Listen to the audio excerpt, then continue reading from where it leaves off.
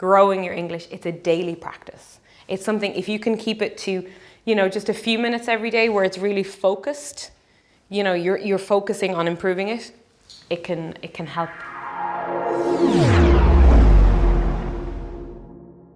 And on that, it's like exercise. You don't expect your body to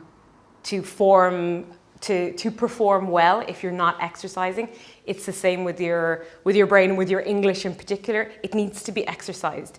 And it can be easy actually for English learners when they get to a certain level and they kind of think, oh, my English is fine, I don't need to practice anymore.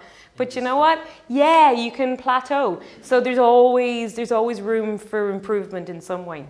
People, when they come and they could be here for 2 years and they say, oh yeah, I need to study. And they go home and they open a grammar book and they spend half an hour or 1 hour studying grammar, but that doesn't actually help them improve their English.